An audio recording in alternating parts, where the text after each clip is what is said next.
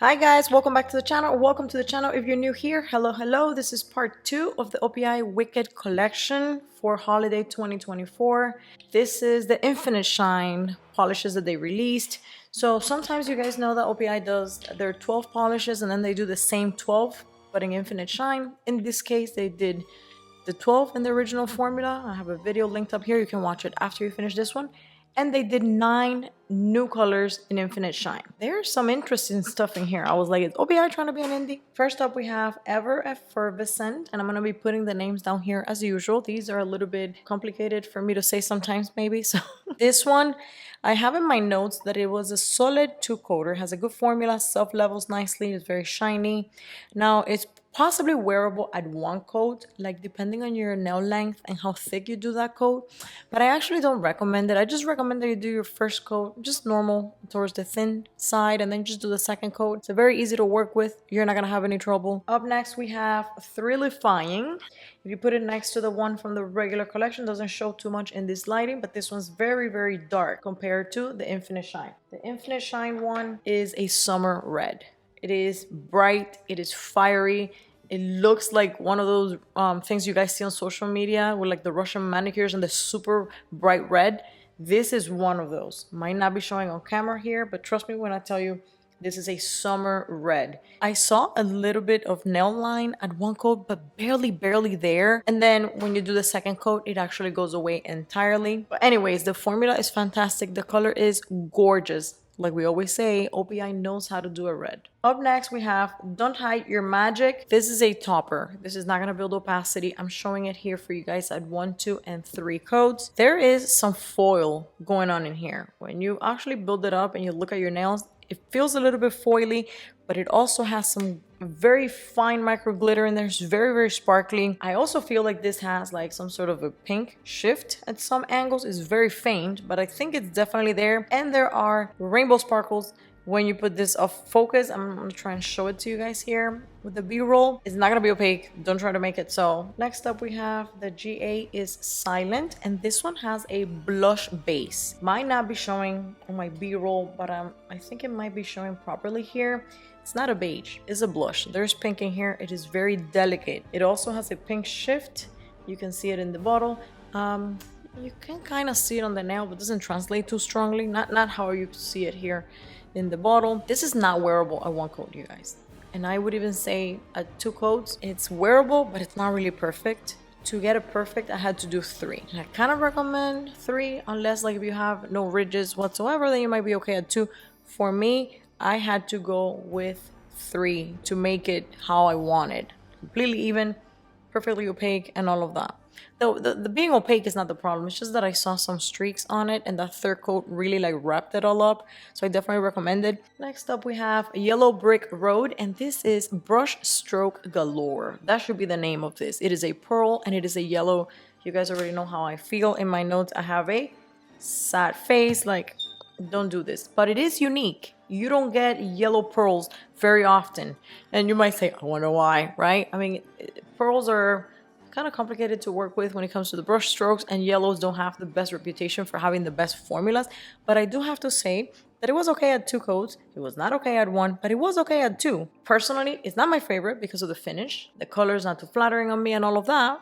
But to be a yellow and to be a pearl, it's not the worst thing, because when you consider that I got it looking good at 2 coats, that's not bad. But yeah, you are gonna see brush strokes. If you don't mind that, then perfect. But if you care about that, definitely skip this one. All right, next up we have It's the Shiz, and this one is a gray. And I would say in the bottle, it feels like it has either blue or purple undertones, but it doesn't really, I don't know that it translates too much to the nail. It also reminded me of like charcoal, but like a light charcoal, which I know is kind of weird because charcoal is supposed to be super dark. It does feel like it has some undertones, like if a charcoal all of a sudden was lighter, you know? It was very opaque for me at 1 coat, even though it does have brush strokes, like it's one of those pearly finishes / metallic finishes with the brush strokes. And it is so hard for me to say brush strokes. You guys don't understand. Anyways, this one, it was almost fine for me at 1 coat, but then I saw a couple bald spots on some of the nails, and I did a second coat, but it is very, very opaque. If you can play with the brush strokes in a way that doesn't give you bald spots, you might not even need a second coat. And there is a very tiny, tiny, tiny, subtle, delicate rainbow thing going on when you take this off focus, but it doesn't translate to the nail, so it doesn't really matter much that it's there. But it's there, so if you like to find like hidden little features in polish, this has a little rainbow hiding in there. Up next, we have Head Shistress. Really, like, you're testing me. And all I'm gonna show you about this polish is my notes. Look at this. I didn't even take notes. I was just like, okay, I don't know what to tell you.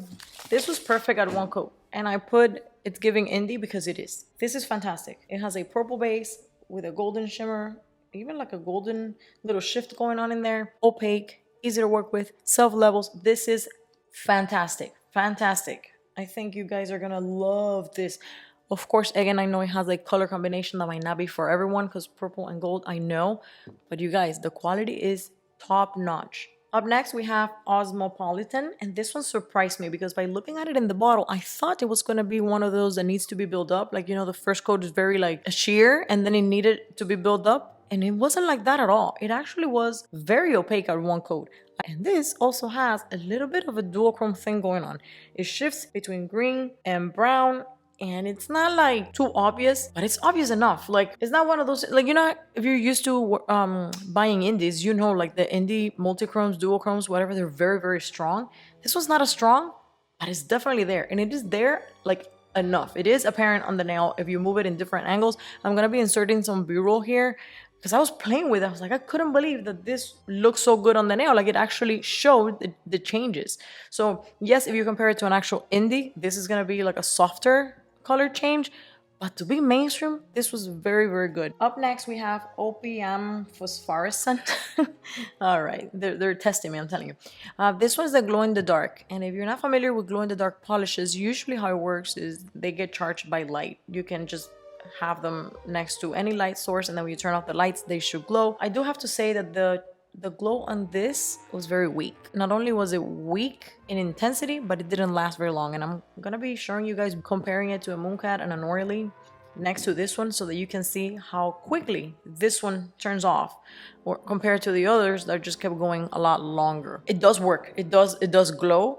Like as soon as you turn off the light, it glows right away. But I feel like it disappears way too quickly. And I was thinking, you know, maybe it's the mainstream thing, but then the one that I'm comparing it with here is an Oily. Oily is mainstream, and their charge definitely stays longer and it is stronger, but it does glow in the dark. And I'm also going to be showing it to you guys over white and over black. And of course, over black, you will not see the glow in the dark, but then if you put it over white, you do see it. And this one always glows green. Some glow in the darks glow different colors, but yeah, this one glows green, and it makes sense. It goes with the theme and all of that. So, all right, first up, I need to thank whoever requested a review of these 9, all the people that voted in the polls, because I am so happy I bought this, especially that I have the other 12. Now I have these 9. I feel like I have the whole set as a collectible kind of thing. It's pretty cool. Now, as a collection, I have to say I had a lot of fun swatching these. I did not expect all the things that I found here. I did not expect this polish to be so amazing. This was my favorite from the collection. Didn't expect the glow in the dark. Actually, somebody commented on my other video or one of my reels, which one glows in the dark? And I was like, none of them do, because it was a previous video. Nothing